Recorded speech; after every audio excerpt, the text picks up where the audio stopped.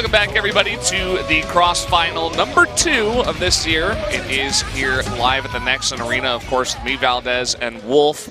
And we're about to get into the real meat, the main course, the steak dinner of the CrossFinals. It is going to be the round of 4, and then we do go on to the finals after that. Yeah, so we're basically going to crown Korea's best in this tournament. Now, that'll be reassessed in 2 days at the Gettysburg Cup. We have the first group, which is the best group, I think. So tell your friends about that. But yeah, this is going to be really exciting. With 3 best-of-5s, we're going to have now, the face-off here of champions, and then of course, it's a kind of like seeded, so the champions face the runner-ups. Someone almost just fell and died right in front of me, so I got a little bit scared. Sorry. Everything is going to be okay, though. That's why I suddenly looked up like, oh my god. Okay, everything's fine. People are having to sneak by our camera like ninjas. There's so many people here that people are actually going by the red tape behind the camera to go sit over there. Where generally people just don't sit because, there's other seats available. But now it's like the entire place is packed. I mean, people love the CrossFinal here in Korea, that's for sure. It's actually even restricted. These people are just breaking the rules. I'm counting them. Let me see this. There's like 16. How many perpetrators? 16 rule breakers right over there. Now, if I were security, I'd get over there and get on that butt because I'm a caster and I don't have time to do that. But luckily, no one's walking in front of our camera, so that's what makes me happy. Yeah, not yet. Not yet. We'll see. So you guys might get a little treat, or the occasional visitor that visits us over on this side of the camera. That happens a lot. That happens a lot. Well, back to the meat of things, as you said, the steak dinner here. It is going to be incredible to see who is the best player in Korea right now. To follow the storyline, if the hype videos you just watched were not enough, okay, this is the winner of the GSL, the winner of Star League, the loser of the GSL Finals, the loser of the Star League Finals, the runner-up, 4 players fighting over 1,000 WCS points and $20,000 approximately for the winner. The loser gets 1/4 of that at 5,000. 3rd and 4th place get nada. And I'm not talking about the pro gamer that streams on Afrika sometimes. And Bjorn's still wearing his X-Team jersey in this promotion. This goes to show how much stuff he's been through. Yeah. And even when he was on X-Team, it was really just a sponsor, not a team. He didn't have he wasn't practicing on the Chinese, practicing with Chinese players on custom games. Something to note as well, the WCS points, the 1,000 we're talking about, would have mattered a lot if SOS had qualified for Gettysburg Cup, but because he did not, even with the 1,000 points, he cannot go to BlizzCon. So, it's going to affect the standings of some of these players, but all 3 players you see on the left are Star League champions this year. Dark won Season 1, Solar won Season 2 of Star League, Bjorn won GSL Season 2. All 3 players will be at BlizzCon. They will be representing Korea. SOS looks at them a little bit with that jealous look on the CG. The others are looking forward. Well, Dark is thinking about, what he's going to eat for dinner later, but SOS, he's got that jealous stare for sure. Yeah. And he will not be at BlizzCon, but this is his chance to prove that he should have been. That he was so close. Even though he will not be at BlizzCon, he will win this CrossFinals. That's what he's looking for. He wants that money. SOS is $$ for a reason. He's got 2 BlizzCon titles with the IEM All or Nothing World Champion. He's won over, I think, $400,000 in total. I don't know the exact number, but it's a lot of money, guys, for sure, when you think about it. And it was an interesting year this year for a lot of the generic players because a lot of them had a lot of trouble in the individual leagues, but their pro league stats were just off the charts. Rogue was always performing. Maru lost, I think it was 1 game or 2 games in total over the regular season. Didn't even get to play in the finals. SOS won so hard. SOS did a fantastic job, obviously, helping his team out through pro league, but Maru doesn't qualify, neither does SOS. It's kind of a sad state of affairs for that team in terms of their individual performances. Yeah, Rogue really underperforming in Season 2 as well, and Rogue, with his Pro League results, as you were talking about, was seeded into Gettysburg Cup, and we'll see how well he plays, in that tournament starting on Tuesday. Yeah, in that's fact, actually a really rough group that he's in, too. Yeah, he's in Neeb's group. Like, yeah. Neeb is favored That's even part by, of what makes it a really rough group, in fact. He needs to study Neeb's adept play if he wants to get out of that one. Yeah. Also, Neeb is favored by basically every Korean analyst I've talked to. Yeah, we were talking to them in the makeup room, and they were all like, yeah, he should be able to get out. We both agree that he should be able to get out of that group. Yeah, everyone has high hopes for this player to advance to probably up to the round of 4. A lot of people are saying that confident in his abilities. We'll see if he can make it happen. I do want to clarify something for everybody as we do this tournament, and we will do the Kespa Cup as well. Neither this tournament nor that tournament are Star Leagues. So when we say titles, we're talking about winning an individual tournament. This is an individual tournament, but it's more of a show match. The Kespa Cup is you get a Kespa Cup title, but you not get a Star League title. You can't say someone won like a GSL just because they won the Kespa Cup. I just want to clarify that because sometimes people tweet at me like they're angry. He won Kespa Cup, but he didn't win a Star League. He's never won a Star League before. That's right. So he got a lot of second places. He though, did. Which, he and Marine which is good. It's consistent, but it's not the main prize. It's not what he wanted. Obviously. Imagine in Sue's house, he's got, when you get the big check that says second place and you're really sad and you're on stage, he's probably got like all those hanging up in his house. Oh man, poor guy. At least he did get that Kespa Cup title. And we're back here with Young. Both the players are already in the lobby and ready to go, by the way, guys. So there's not going to be any delay. That's right. And we are going to jump into this very quickly. We do want to mention again the first 500 people to come here get an Alarak badge.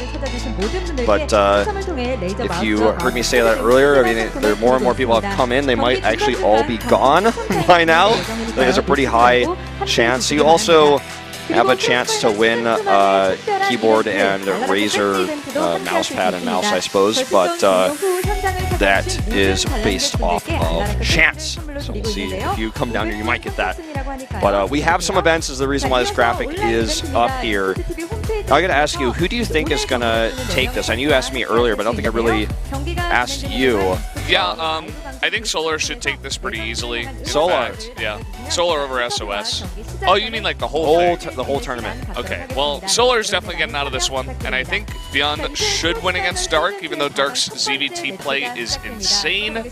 So is Beyond's TVZ play, and as long as he didn't, stop practicing, and knowing Beyond, he almost definitely did not stop practicing. Yeah. He played it. Should be able to take that one. I think it's going to be a close one. It'd probably be 3-2 Beyond, I'd say. And then Beyond versus Solar is really a toss-up.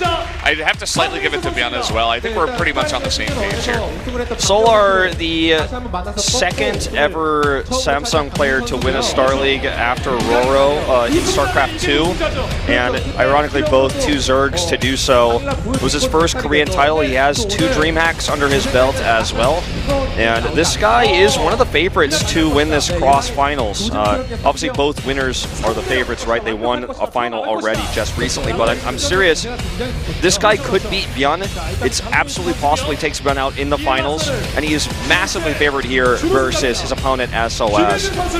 SOS has been in a slump. He nearly lost to Joxi in the Pro League Finals. Joxi almost came back, and most analysts looking back at that, doing VOD review and stuff like that, will tell you that SOS should have lost that game. Joxi made mistakes, and after that, he lost the finals. Beyond crushed him. I think it's more Beyond's, good play than SOS's mistake. But those two kind of are the last few games we've seen from SOS in recent history. The Pro League game, whatever, it's a best of one. He lost a finals to Beyond. When I say he's slumping, I mean he lost a lot recently. He just got BlizzCon taken away from him. He's emotionally in a slump, not results-wise, is what I'm really trying to say. And look at his round of 8 and round of 4 results against Hero and Myungshik. He went 3-0 against Hero, and then 4-1 against Myungshik. I mean, you can say his PvP is great, but I think overall he was just in a better spot at that time compared to when he got crushed by Beyond. He lost to Patience in the Kespa Cup qualifiers, which is why he will not go to BlizzCon. He has no chance. Now, when you look at this is actually crazy that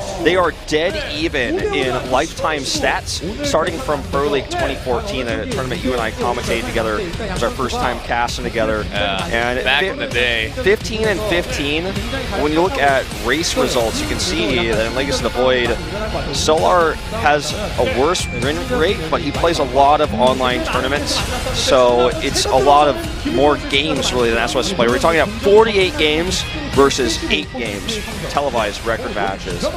So that's a big difference in how much Solar has played, how much is out there for him, and SOS just kind of plays only like offline matches, not just like Solar will play anything. You give him a spot, he will play it, and he'll probably win it. Well, let's take a look at the map list here. Both players selecting New Gettysburg as their first choice, so we will have that as number 1. And Frost is, you can see, if you just look at the choices, right? Solar picks Frost first, so we get that second. SOS picks that last, but then the reverse is true for map number 3. And that's why that comes in there. So yeah, it's definitely true. I mean, Dust Tower is number 2 for SOS, goes down 5th for Solar. So they're kind of picking against each other here. It all comes to a head though on New Gettysburg. That's going to be their top picked map. That will be the map where they take the most momentum, right, from this first map.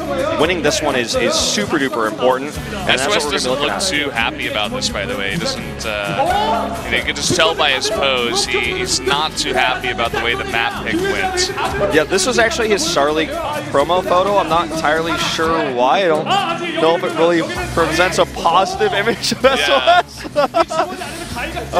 Meanwhile, Solar is like the thinker, the thinking Zerg. Yeah. The guy that is actually really good at preparing a lot of builds for this kind of thing. I don't know how prepared he's going to be for this CrossFinals and how much this means to him. But as you said, Solar is a guy who will just do well in any tournament, and I'm sure he has practiced a lot coming into this one as well. All right, guys, New Gettysburg is map number 1. These are best of 5s, including the finals. SOS BlizzCon title was taken away from him, and tonight he will try to prove to the rest of the world that he is the best player in Korea. Despite losing a finals, he may be able to defeat 3 other finalists and take first place. That is exactly correct. That would be a nice sum of money, that 20K he wants to add to his bank that he's already built up over the course of his StarCraft 2 career. But guys, the map is loaded up, so let's jump into game number 1 of Solar versus SOS on New Gettysburg.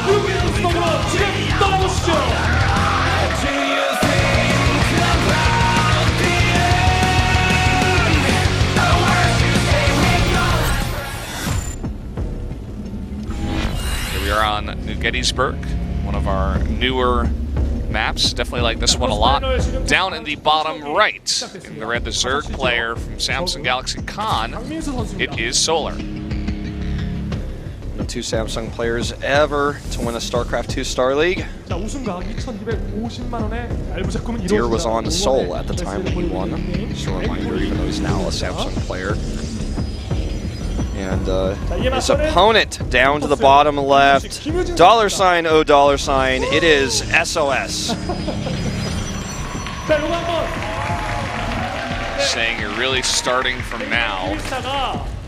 These are fan messages. That one from TV Star. Must be pretty famous. Well, he is now. He just came up on TV, man. There you go. I guess his ID came true for once. The other one was like Solar, walk away today with 22.5K. About just because he won the Archon mode, so he gets 2.5 there. Add 20K to that. That's what you get. So we're going to see a Gate Nexus core build from SOS. This is the map where we might see something crazy from these two, but looks like both of them prioritizing it as game 1. They wanted to do something a little bit more standard and kind of get the ball rolling on a macro game type of terms. In fact, a very fast third base come out here for Solar at about 152. And the cool thing about this map is the rush distance is very short if you take the bridge. We always talk about this. But if survival, in an early game is obtainable for both players taking a third, then we go to oftentimes really long games in this map, because if you can't take the bridge, which once we pass, like, say 8 minutes of the game, 10 minutes of the game, it's just not reasonable because you're always fighting against a concave on the other side. That's why bridges are a really interesting thing in StarCraft. They're usable in the early game, but in the late game, almost never. So then it's hard to attack. Bases are fairly really close together. So you see games sometimes that go to 5th base, 6th base on this map. If you get to that point, this is the map where we could see Tempest play, you know, versus Broodlords. Like that's the kind of map we're talking about if we get past the early game. Or we could just see sOs try to kill him early, as you were saying. You know, basically after about 8 minutes, you're not going to be using that bridge much. But one unit that's really good about getting across bridges is, of course, Adepts. And we do, well, let's take a look here. He does have that Twilight Council all the way in the back left, and he follows up with a Robo, so. Could be a DT drop, based on the quick Robo. He gets a Stalker to deny scouting, which further leads towards that hidden Dark Templar tech. He wants to hide or kill this Overlord if he can before making it, at least zone it out to make sure it's not safe. There's the Dark Shrine. It's going to be placed in the bottom left of his base so that it won't be scouted by the Overlord. The Stalker should be able to zone this out. Solar's Overlord speed will be done very soon. 10 seconds on that. Yeah. Let's see if he can actually deny the scout. Oh my god, if he kills this. Oh, it's so close. And you know what? It's going to make it much harder for that Overlord to come back and scout. He may have to scout the other one over here on the left. It is coming in. There's no way he can deny both Overlords. He wants to, but he will not be successful. This Overlord, although it could have come in, does not go all the way in. And the Overlord to the top is denied. Lings are also denied from getting in. Okay, he's coming in. That Overlord's low on health. He needs to deny it. Oh, he's not quite able to do it. Looks like it. We'll see what. Yeah, it does get the full scout here. He does click that building and sees that Dark Shrine, so he should put down some spores very, very soon here in order to have that detection. Now, the Dark Shrine is far enough along now that you kind of have to let it finish. You can still find some damage, you know, through the drops. You can, you know, do a bit of damage, pick them up. The War Prisms with their new pickup range, very, very useful units. And there come the spores. Let's not forget that this leads into potentially, although as I say, we see this, I was going to say potentially, an island base is absolutely possible with the Prism that he's built early here, and you know, earlier than he would normally in this matchup. So it's always going to be a possibility still going forward, but for the third base, he's going to take it at the normal location.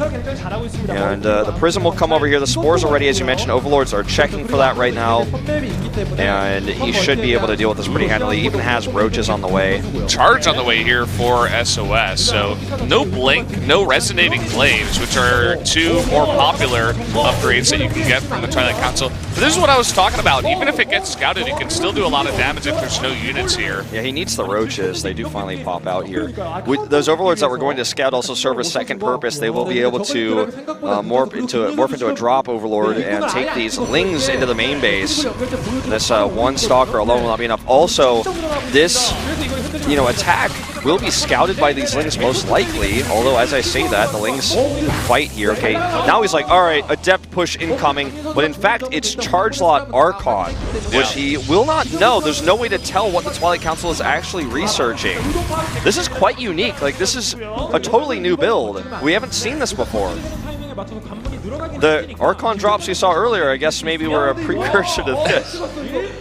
And, I mean, you can actually do a good number. I mean, the roaches do have a lot of burst damage potential, but you can still drop them out, you know, snipe some of the Lings, even trying to go for a Queen here in the main. I think this is a great idea. Still very low. Gets the Queen already. Now, if he kills a lot of Lings with these Archons before he does the Warp In, then, you know, there's less Lings to buffer. Charge Zealot's being made at home. He comes back in here with the Overseer. He's like, what is going on? Something is out of the ordinary. This is not right. Now, the fact that he starts a Baneling Nest here means he may have some idea. He may have encountered this build on the ladder before and is starting to, you know, respond. He also saw the Zealots with his Overseer. He knows this is coming. He needs to get roaches out for the time being and then get some Banelings ready. He's not going to have Banelings in time. I mean, this is what we were talking about with that bridge. It's not yet really 8 minutes, and these units are out of position. You know, they're trying to defend the Archon drop, and here we go, a huge warping of Zealots here in the main. I almost said Adepts because that's what you would normally see. And sOs is the guy who kind of makes these builds, man, that you never see before. Let's see if this works here. Archon's doing a lot of splash damage, really helping these Zealots get the damage done. He's trying to overwhelm with pure numbers here. He has a lot of extra gas, mind you, so he could, back at home, make more Archons and continue the push. This is already doing a significant amount of damage. These drones are not mining. The Prism is safe over here. More Zealots warped in. I love that he uses that War Prism to just micro the Archons in and out while the Zealots do tank. So if he tried to focus Archons, they're not going to die, and he's taking so much damage from the charge lots as well. And, you know, if you try to make Banelings, the Archons are going to make that less effective as well. Yeah. I mean, this is starting to snowball out of control. Solar may just lose to a Charge Zealot Archon timing attack here on New Gettysburg. Forge going up back at home shows that he knows that he will have to transition, but he's done an incredible amount of damage. And Solar may actually just be forced to type out. He has 36 drones remaining here. Plus one attack. Way too much damage. You know, the Warpins just never end, and there's just Zealots after Zealots after Zealots. He can't really keep up with that production. You know, if he had a Templar Archive, he could just keep working High Templar. He could do it with DTs, but look at all that extra gas he has. Yeah. He could really just mass Archons with all that is left over here. And there you have it. I think SOS, or rather Solar just doesn't want to accept it at this point. He's like, I cannot believe I lost to this build. GG! And I guess it turns out Zealots are still relevant in Protoss versus Zerg. Look at SOS's impressive face. He's like, yeah, I've done that build a million times. Easy peasy. Solar looks quite unaffected as well. And this series already gets off to a interesting start. Not really what we expected. SOS going up 1-0. Yeah. But that was a tricky one of the builds you pull out of your hat. You know, that's the build that you don't do in game 2 because it doesn't work anymore.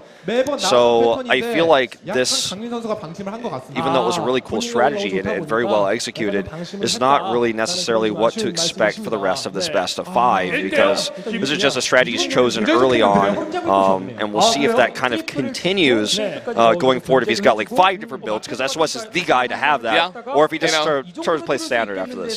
You could go DTs again. We are going into Frost. DTs are quite good on that map, and you don't want to give the Zerg too much space. You definitely want to pressure them on a map like this. Also, Adept's not bad. Obviously, the positions are going to play a big part in that as well. If they're close, you know, horizontal, you can go for a decent Adept push, but maybe you want to go for like DT drops into expand if you're at cross spawns, you know, try to get that third base up. But yeah, we're going to have to wait and see. That we will. Fans with signs here, as you guys can see behind us, and the studio is basically fully packed. Like this is like a Telecom Wars level studio packing that we have in here. People are standing up and stuff. When we have a Star League finals, you know, and we have it in the arena instead of at like a off-site location, this is generally the amount of people we get. So. It's a fire hazard in here. In fact, like I hope nothing bad happens. We got some fire extinguishers over there. I think we're safe. We got them right here. I'm like, let's keep a close eye on those and make sure